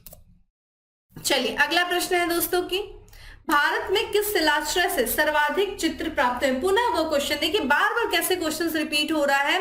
डायरेक्ट ऑप्शन पे चलते हैं, भीमबेटका से जो है सर्वाधिक हमें शिलाश्रय प्राप्त हुए हैं, ठीक है, भीमबेटका से। चलिए ये देखिए यूपीपीसी प्री 2008 में ये क्वेश्चन पूछा था। अगला क्वेश्चन है हमारा की गैरिक मृदभांड पात्र ओसीपी का नामकरण हुआ है कहां पे, हस्तिनापुर में, अहिछत्र में, नोह में या फिर लाल किला में। दोस्तों करेक्ट आंसर पे चलें तो इसका correct answer is a, Hastinapur, ठीक है। हस्तिनापुर में देखा जाए गैरिक मृदभांड पात्र का नामकरण हुआ है, हस्तिनापुर। और ध्यान रखिएगा बीबी लाल, नाम ध्यान रखिएगा, एक नाम है इतिहास यहाँ पे जो है बीबी लाल, ठीक है, खोज करता है बीबी लाल, माफ करिएगा बीबी लाल, इन्होंने 1951 में, ठीक है, जो हस्तिनापुर स्थान है वहां से गैरिक मृदभांड जो है पात्र प्राप्त किया था, ठीक है, ओसीपी। और ये जो है एक तरीके से ये मृदभांड है, किस काल से रिलेटेड है, तो ताम्र पाषाण काल, ठीक है, ताम्र पाषाण काल से संबंधित है। ये कौन, ये आपका गैरिक मृदभांड पात्र, जिसको खोजा किसने था, 1951 में बीबी लाल ने खोजा था, ठीक है। चलिए अगले प्रश्न की तरफ बढ़ते हैं और हमारा नेक्स्ट क्वेश्चन है कि ताम्र पाषाण काल में महाराष्ट्र के लोग मृतकों को घर के फर्श के नीचे किस तरह रखकर दफनाते थे। ताम्र पाषाण काल के समय में पूछा है दोस्तों। तो यहाँ पे जो है जो महाराष्ट्र के लोग थे वो किस तरीके से घर में जो है जो मृतक होते थे, मृतकों के एक तरीके से जो अवशेष होते थे, ठीक है, तो वहां पे वो क्या करते थे, कलश में रख करके घर के जो फर्श होती थी उस फर्श के नीचे दफना देते थे। और ये दफनाते थे उत्तर से दक्षिण की ओर, ठीक है। तो यहाँ पे ये यूपीपीसी प्री 1997 में क्वेश्चन पूछा गया है। तो यहाँ पे देखिए हमने बात किया था ये ताम्र पाषाण काल में जो महाराष्ट्र में संस्कृति थी कौन सी थी दोस्तों, जोरवे संस्कृति, ठीक है, जोरवे संस्कृति थी। यहाँ पे 1400 ईस्वी से पूर्व से लेकर के जो है 700 ईस्वी पूर्व तक के जो है जोरवे संस्कृति है। और यहाँ के जो लोग थे, ठीक है, हमने बात किया एक तो ये जोरवे संस्कृति ग्रामीण संस्कृति थी, और लेकिन यहाँ के कुछ जो क्षेत्र थे जैसे कि इनामगांव, दैमाबाद, ये क्या थे, नगरीय सभ्यता में बदल गए थे। और यहाँ के ही लोग जो है महाराष्ट्र के ही लोग जो है मृतकों को क्या करते थे, कलश में रख करके उत्तर से दक्षिण में जो है दिशा में दफना देते थे। ध्यान रखिएगा उसके साथ साथ उस कलश में देखिए और जो मृतकों के साथ कुछ बर्तन भी रखते थे, तांबे की कुछ वस्तुएं भी कब्र में रखते थे। जब दफनाते थे तो बर्तन भी रखते थे जो मृतक के द्वारा इस्तेमाल किया जाता था, कुछ तांबे की वस्तुओं को भी रखते थे। क्यों रखते थे भाई, क्योंकि उनका ये मानना था कि ये इसके बाद ये इसका दूसरा अगला जन्म होगा, अगले जन्म में इन वस्तुओं का ये इस्तेमाल करेगा, इस जो है आस्था से ये सारी चीजें किया करते थे, ठीक है। चलिए अगला प्रश्न है हमारा कि निम्नलिखित में से किस स्थल से मानव कंकाल के साथ कुत्ते का कंकाल भी शवाधान से प्राप्त हुआ है। यानी कि जब मानव को दफनाया जाता था तो उसके साथ कुत्ते को भी साथ में दफना दिया जाता था। हो सकता था कि मानव का वो प्रिय वस्तु रहा होगा, प्रिय जानवर जैसे वस्तुओं को रखते थे उसके साथ जानवरों को भी रख देते थे। और कहाँ पे मिला है ये, ध्यान रखिएगा ये बुर्ज होम से मिला है। ये यूपीपीसी लोअर क्वेश्चन पूछा गया है 2008 में, बुर्ज होम से ये प्राप्त हुआ है ये अवशेष, ठीक है। मानव कंकाल के साथ साथ कुत्ते का भी कंकाल के शवाधान प्राप्त हुए हैं। बुर्ज होम दोस्तों ये कश्मीर का है, कश्मीर में है ये, ठीक है। ये नवपाषाण कालीन स्थल है। देखिए पूछा जा सकता है कौन सा स्थल है ये, नवपाषाण कालीन स्थल है ये, नवपाषाण काल का ये स्थल है। और यहाँ जो है बुर्ज होम का मतलब दोस्तों क्या होता है, बुर्ज वृक्ष का होम, ठीक है, गृह, ठीक है, बुर्ज वृक्ष का घर, ठीक है, का स्थान। ये इसका मतलब होता है। और इसका जो खोजकर्ता थे दोस्तों, ध्यान रखिएगा, इसको जो है जो बुर्ज़होम को खोजा गया था 1935 में खोजा गया था। आप लोग को पता हो तो आप लोग बताया करिए किसने खोजा था, ऑप्शन में बात में बताया करिए। साथ में एसडी टेरा ने, और साथ ही साथ किसने खोजा था दोस्तों, टीटी पीटरसन ने। ठीक है, टीटी पीटरसन के द्वारा जो है इसका खोज कार्य किया गया था बुर्ज़होम का। ठीक है, यहाँ पे जो मानव को दफनाया जाता था उसके बाद घोड़े का, माफ करिएगा, जो है कुत्ते को दफनाया जाता था, और साथ ही साथ एक और भी जानवर था, भेड़िए को भी दफनाए जाने के साक्ष्य हमें देखने को मिले हैं। ठीक है, मालिक के शव के साथ इसको दफनाया जाता था। और ये अभी तक के जितने भी स्थल है उसमें सिर्फ एक ही ऐसा स्थल मिला है जहां पे मानव के साथ साथ पशुओं यानी कुत्ते को भी दफनाए जाने का साक्ष्य हमें देखने को मिल रहा है बुर्ज़होम से। कहां पे है ये, कश्मीर में है। ठीक है, नवपाषाण कालीन स्थल है। आइए अगले प्रश्न की तरफ पढ़ते हैं। अगला प्रश्न है, देखिए यहाँ पे युग्म है, यानी कि हमें देखना है कि कौन सा युग्म सही है। एक तरफ देखिए निम्नलिखित युग्मों पर विचार करिए, एक तरफ ऐतिहासिक स्थान दिया है, और वो ऐतिहासिक स्थान किस चीज के लिए जाना जाता है, उसकी ख्याति किन कारणों से, ये दिया हुआ है। सबसे पहला हम लोगों ने देखा कि बुर्ज़होम, अभी हम लोगों ने बात किया कि बुर्ज़होम जो कि कश्मीर में स्थित है, वहां से हमें क्या मिला है कि मानव के साथ जो है, मानव के जो है कब्र के साथ साथ हमें उसके कुत्ते के भी जो है कंकाल देखने को मिले हैं। तो यहाँ पे देखिए पहला ऑप्शन क्या दे रहा है, शैलकृत देव मंदिर। देखिए ये तो पहले गलत हो गया। ठीक है, और देखिए यहाँ पे क्वेश्चन पूछा क्या गया है कि उपयुक्त युग्मों में से कौन सा सही, हमें सही देखना है। ये आईएएस प्री में 2001 में ये क्वेश्चन पूछा गया था। देखिए ऑप्शंस क्या दिख रहा है हमें, पहला गलत हो गया, तो यानी कि ए और बी निकाल दीजिए, एलिमिनेशन मेथड अप्लाई करिए, ए और बी निकाल दीजिए। अब या तो टू से यहाँ पे तीसरा सही होगा या फिर दूसरा। अब हमें आंसर एक ही से मिल जाएगा दूसरे से, चंद्रकेतुगढ़। चंद्रकेतुगढ़ जहां से टेराकोटा कला, टेराकोटा यानी कि मिट्टी के जो होते हैं खिलौने, मिट्टी के जो खिलौने बनाए जाते हैं टेराकोटा गर्म करके, उन्हीं को टेराकोटा कहा जाता है। और हमें चंद्रकेतुगढ़ से क्या टेराकोटा की कला मिली है देखने को। तो दोस्तों इसका जो करेक्ट आंसर है वो है यानी कि ये दूसरा सही है। ठीक है, तो यानी कि हमें क्या देखने को मिला, दूसरा सही है, तो आंसर हमारा डी हो जाएगा, चंद्रकेतुगढ़। चंद्रकेतुगढ़ है कहाँ दोस्तों, ये पश्चिम बंगाल में है, ध्यान रखिएगा, पश्चिम बंगाल में है यह स्थान। और ये किस नदी के किनारे है, ये चीज आपसे पूछा जा सकता है, तो विद्याधर नदी के किनारे है। ठीक है, विद्याधरी नदी के किनारे ये स्थान स्थित है। अगला है गणेश्वर। देखिए गणेश्वर जो है ताम्रपाषाण कालीन जो है स्थल है, गणेश्वर राजस्थान में है ये, राजस्थान। ठीक है, राजस्थान में ये स्थान है गणेश्वर, और ताम्रपाषाण संस्कृति से संबंधित है। गणेश्वर की खोजकर्ता दोस्तों ध्यान रखिएगा, खोजकर्ता कौन है, ये जो खोजा गया था गणेश्वर, ये रत्नचंद्र अग्रवाल के द्वारा खोजा गया था। रत्नचंद्र अग्रवाल जी के द्वारा जो है इसको खोजा गया था गणेश्वर को। और यहाँ पे देखिए तांबे के तीर मिले हैं, भाले मिले हैं, मछली पकड़ने के जो है हमें जो कांटे मिले हैं, चूड़ियां मिली हैं, छैनी मिली है, गणेश्वर से मिली। ठीक है, और यहाँ पे चूंकि ताम्र का जो है कलाकृतियां, तांबे की जो बनी हुई कलाकृतियां मिली। और ध्यान रखिएगा गणेश्वर के जो लोग थे वो तांबे को निर्यात भी करते थे, कहाँ पे, तांबा भेजा करते थे, आपूर्ति करते थे तांबे की, किनको, हड़प्पा सभ्यता वालों को। तो हड़प्पा सभ्यता को जो तांबे की आपूर्ति की जाती थी वो यहाँ से भी, गणेश्वर से भी की जाती थी। और ये स्थल देखिए जो ये चूंकि हमने बताया राजस्थान में, तो राजस्थान में आप लोगों ने सुना होगा खेतड़ी की खान। ठीक है, खेतड़ी की खान के ही पास में ये जो है, जो तांबे की खान थी खेतड़ी की, उसी के आसपास ये क्षेत्र था गणेश्वर। तो आंसर हमारा क्या हो जाएगा, डी हो जाएगा। ठीक है, आइए अगले प्रश्न की तरफ बढ़ते हैं, और हमारा नेक्स्ट क्वेश्चन है कि विंध्य क्षेत्र के किस शिलाश्रय से सर्वाधिक मानव कंकाल मिले हैं। तो यहाँ पे विंध्य क्षेत्र के किस शिलाश्रय से सर्वाधिक मानव कंकाल मिले हैं, ऑप्शंस आप देख रहे हैं, और करेक्ट आंसर दोस्तों जो हो जाएगा वो है लेखिया। ठीक है, लेखिया कहाँ पे दोस्तों, ये देखिए उत्तर प्रदेश का ये स्थान है, मध्य पाषाण काल है ये। ठीक है, मध्य पाषाण कालीन स्थल है ये लेखिया। ठीक है, उत्तर प्रदेश में है ये, और ये मध्य पाषाण काल का स्थल है, मध्य पाषाण काल स्थल है ये, और यहां से सर्वाधिक मानव कंकाल मिले हैं। ठीक है, ये विंध्य क्षेत्र के से। चलिए आते हैं अगले प्रश्न पे, और हमारा नेक्स्ट क्वेश्चन है कि नीचे दो कथन दिए गए हैं, एक को अभिकथन और दूसरे को कारण कहा गया है, यानी कि कथन और कारण वाला ये प्रश्न है। पहला जो है अभिकथन क्या दिया है, अभिकथन ए क्या कहता है कि विंध्य क्षेत्र के पाषाण युगीन लोगों ने नूतन भूतल कला के अंत में गंगा घाटी में प्रव्रजन किया। कारण है जलवायु परिवर्तन के कारण इस काल में शुष्कता का चरण था। ऑप्शंस आप देख रहे हैं, ये यूपी ARO मेंस में ये क्वेश्चन पूछा गया था 2016 में, और इसका करेक्ट आंसर दोस्तों जो दिया गया है वो ए है। ये ए सही, यानी कि अभिकथन और कथन दोनों ही सही है, और जो कारण बताया गया है अभिकथन का वो भी सही है, क्योंकि जो ये क्षेत्र था, विंध्यन वाला क्षेत्र था, वहां सूखा पड़ने के कारण जो लोग थे उस समय के वो गंगा घाटी मैदान की तरफ जाने लगे। तो नूतन अभूतल के कारण जो है अंत में गंगा घाटी में प्रवचन किया गया।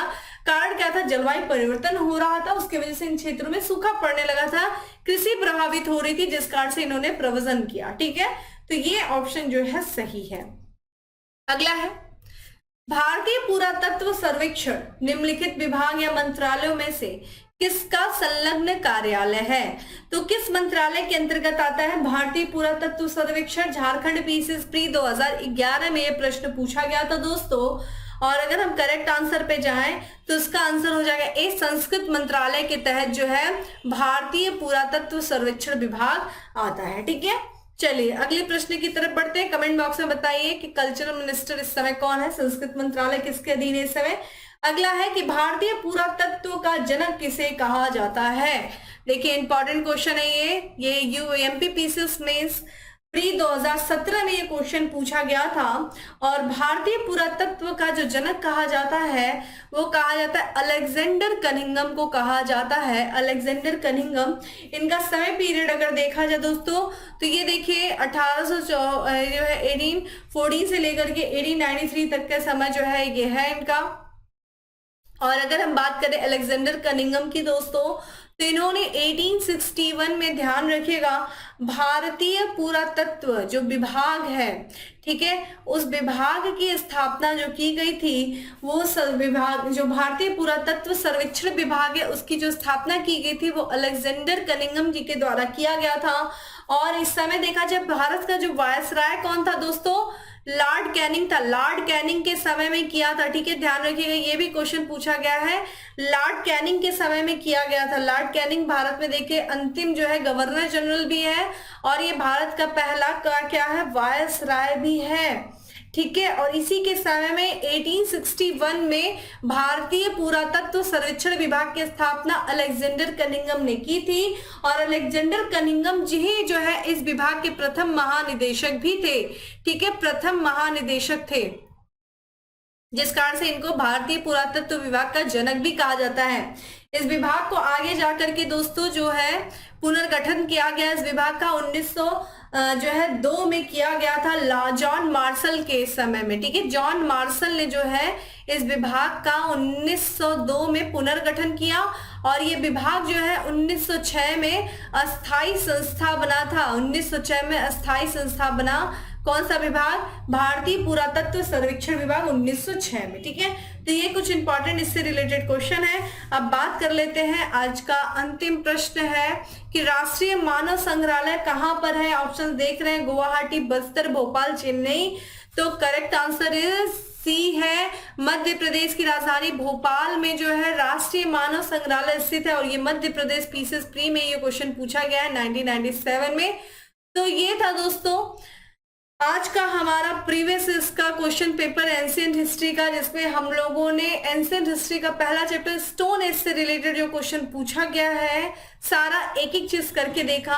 बहुत सारी चीजें हम लोगों ने बताया। मैं उम्मीद कर रही हूँ कि आप लोग साथ में चीजों को लिखते हुए भी चल रहे होंगे। अगर नहीं लिखेंगे तो कोई भी मतलब नहीं रह जाएगा, फिर इस वीडियो का जितनी बार सुनो कोई मतलब नहीं। लिखिए, जो पॉइंट बताया गया उनका रिवीजन करिए, और फिर आप जो है प्रीवियस के क्वेश्चन को लगाइए, देखिए आपके क्वेश्चन सॉल्व हो रहे हैं कि नहीं। बाकी चलिए इसी तरीके से हम अपने नेक्स्ट चैप्टर में फिर हम मिलेंगे प्रीवियस इसके प्रीवियस में। बताइएगा कैसा लगा आपको सीरीज, कमेंट बॉक्स में जरूर बताइएगा। जहां पे कोई डाउट है वो भी पूछेगा, आपके पूरे डाउट को क्लियर किया जाएगा। बाकी फिर मिलेंगे अपने अगले सेशन में, तब तक के लिए bye, have a good day, stay safe and stay happy.